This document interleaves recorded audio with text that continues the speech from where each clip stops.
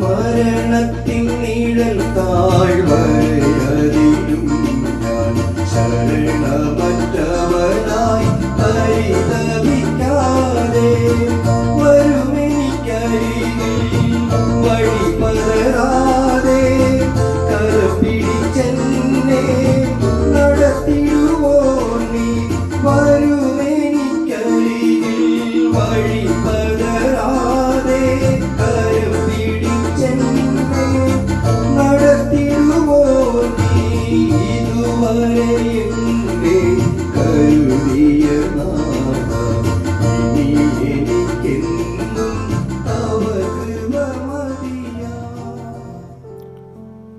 ദൈവനാമത്തിന് മഹത്വമുണ്ടാകട്ടെ.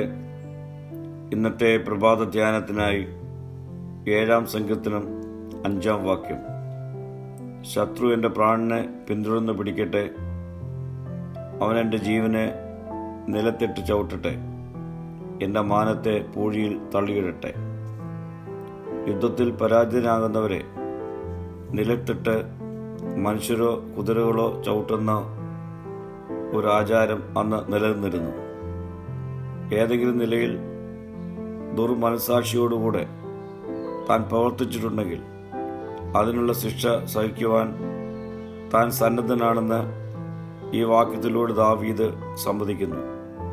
നീതിമാനായ ദൈവം ഹൃദയങ്ങളെയും അന്തരീന്ദ്രങ്ങളെയും ശോധന ചെയ്യുന്നവനാണ്. മനോഭാവത്തിലെ ചിന്തനങ്ങളാണ് പ്രവൃത്തികളായി രൂപപ്പെടുന്നത്. അന്തരംഗത്തിൻ്റെ ശുദ്ധീകരണം ദൈവകൃപയുടെ കവിഞ്ഞൊഴുക്കിന് നിദാനമാണ്. പ്രിയ സ്നേഹിതരെ, ഹൃദയം നമ്മെ കുറ്റം വിധിക്കുന്നില്ലെങ്കിൽ ദൈവസന്നിധിയിൽ നമുക്ക് ധൈര്യത്തോടെ നിൽക്കാം. പ്രാർത്ഥിക്കാം. കർത്താവേ, അശുദ്ധിയുടെ മധ്യത്തിൽ ശുദ്ധ മനസ്സാക്ഷിയോടെ നിലനിൽക്കുവാനുള്ള കൃപ എനിക്ക് നൽകണമേ. മഹത്വം നീ എടുക്കണം. യേശുവിൻ്റെ നാമത്തിൽ തന്നെ. ആമീൻ.